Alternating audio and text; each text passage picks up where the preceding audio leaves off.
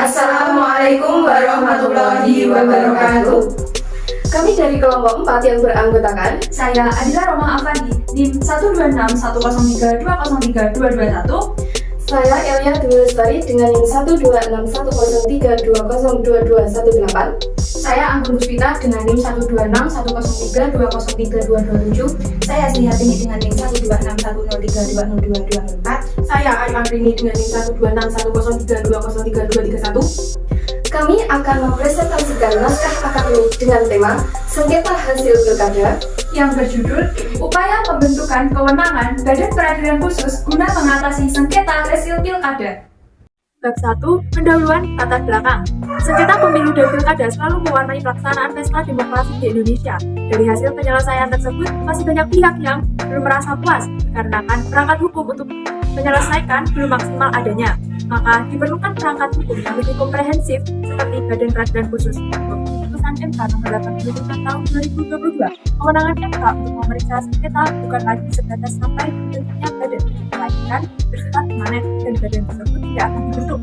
Meskipun ada atau tidaknya badan tersebut, sangat diperlukan adanya kehadiran Badan Peradilan Khusus agar tidak semua sengketa masuk ke MK, dikarenakan keterbatasan waktu sidang dan juga keinginan masyarakat akan kepastian hukum dari hasil pilkada supaya tidak terlalu berlarut-larut. Selanjutnya, identifikasi masalah. Yang pertama, apa permasalahan yang dihadapi dalam sengketa hasil pilkada, serta bagaimana permasalahan tersebut dapat diatasi. Yang kedua, mengapa perlu rancangan undang-undang sebagai dasar pemecahan masalah yang dihadapi dalam sengketa hasil pilkada. Yang ketiga, apa landasan sosiologis, filosofis, dan yuridis yang mendasari pembentukan Badan Peradilan Khusus. Yang keempat, apa yang menjadi sasaran, jangkauan, arah pengaturan, dan ruang lingkup pengaturan pembentukan rancangan undang-undang. Selanjutnya, tujuan kegunaan. Yang pertama, merumuskan permasalahan yang dihadapi dalam sengketa serta bagaimana permasalahan tersebut dapat diatasi.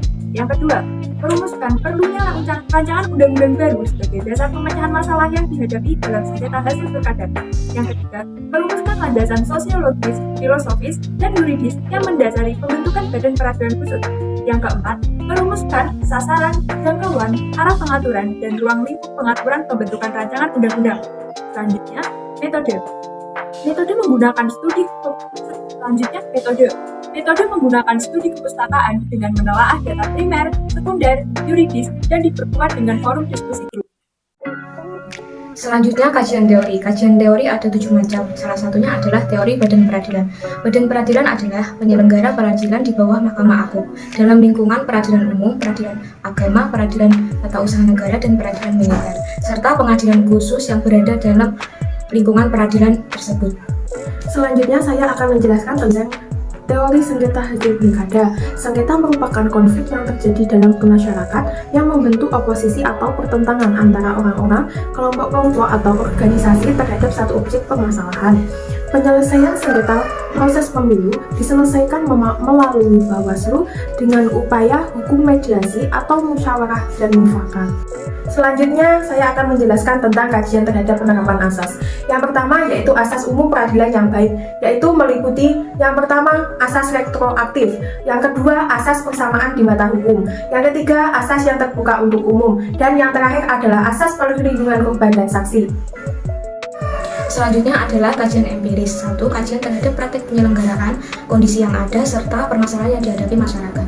Badan Peradilan Khusus tersebut memiliki tugas yaitu menyelesaikan hasil sengketa pilkada, tetapi pembentukan badan tersebut disebut kurang relevan. Permasalahan yang dihadapi dalam sengketa pilkada, 1 adalah manipulasi, yang kedua praktik politik uang, yang ketiga intimidasi fisik dan non-fisik, dan lain-lain. Selanjutnya yang kedua, kajian implikasi penerapan badan baru terhadap aspek kehidupan masyarakat. Kajian implikasi penerapan Badan Peradilan Khusus terhadap aspek kehidupan masyarakat yaitu dengan cara badan tersebut membantu masyarakat mendapatkan kepastian hukum, serta untuk menyelesaikan sengketa pilkada agar tidak menimbulkan kesalahpahaman bagi masyarakat. Selanjutnya, studi komparasi dengan negara lain. Di negara lain, penyelesaian sengketa pemilu melalui pengadilan yang telah berlangsung cukup lama, antara lain Inggris, Amerika Latin, Brasil, dan lain-lain. Selanjutnya yaitu analisis dan evaluasi peraturan perundang-undangan terkait, yaitu yang pertama Undang-Undang Dasar 1945 Pasal 22E ayat 2 Undang-Undang Dasar 1945. Adanya ketentuan mengenai pemilihan umum dalam perubahan Undang-Undang Dasar Negara Republik Indonesia tahun 1945 dimaksudkan untuk memberikan landasan hukum yang kuat bagi pemilu sebagai salah satu wahana pelaksanaan kedaulatan rakyat yang sesuai dengan bunyi pasal 1 ayat 2 yang menyatakan bahwa kedaulatan berada di tangan rakyat dan dilaksanakan menurut Undang-Undang Dasar. Dengan adanya ketentuan ini, maka lebih menjamin waktu penyelenggaraan pemilu, yaitu langsung, umum, bebas, rahasia, serta jujur dan adil. Yang kedua yaitu Undang-Undang.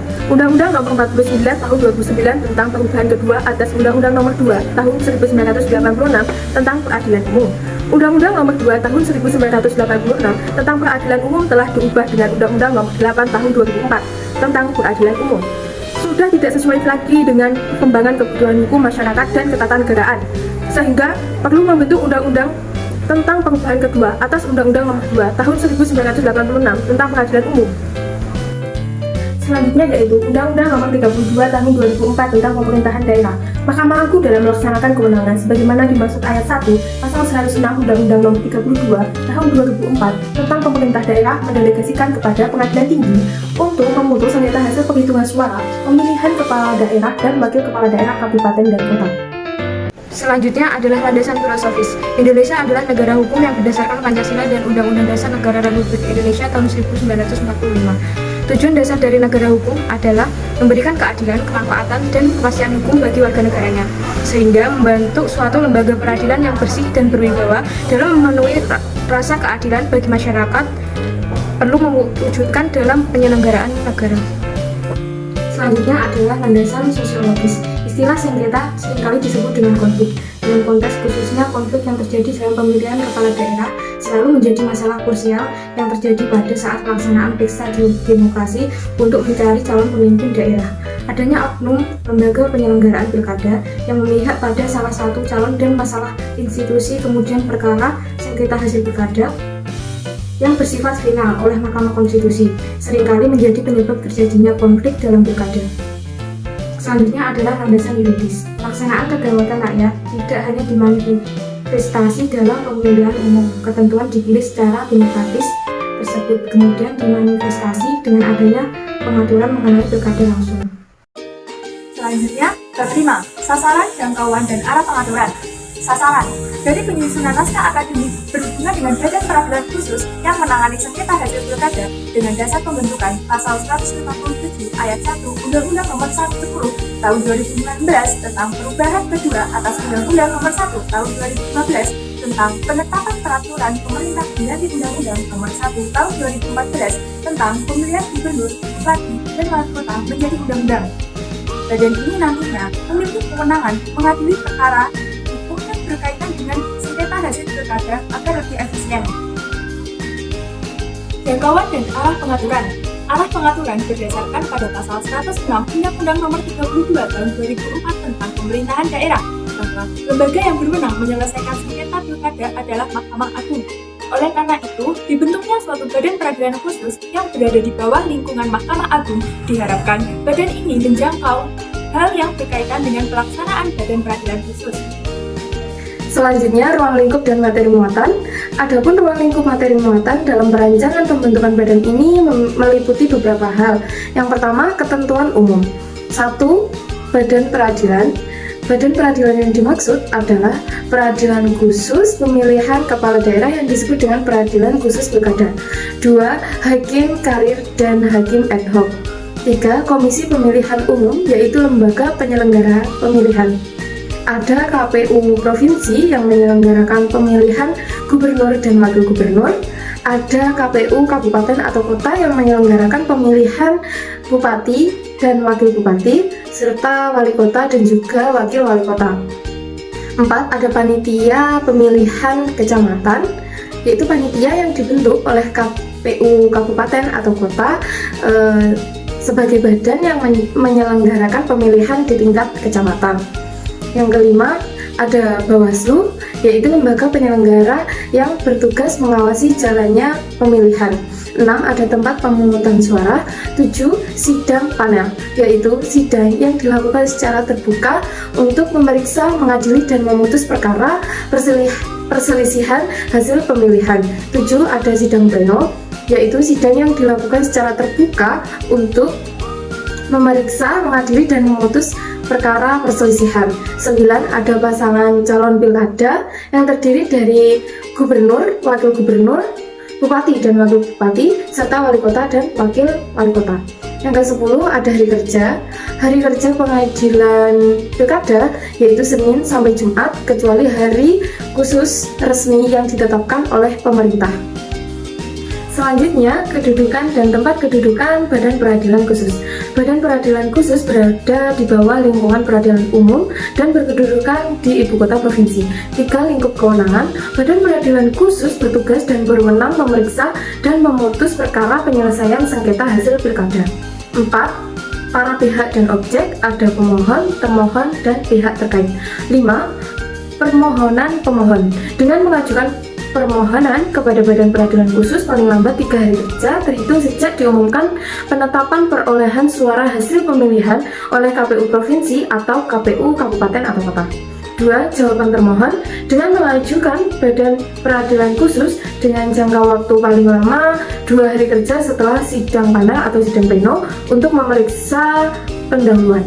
3. Keterangan pihak terkait. Memuat identitas, uraian yang jelas bahwa pihak terkait merupakan pasangan calon. 6. Pemeriksaan perkara.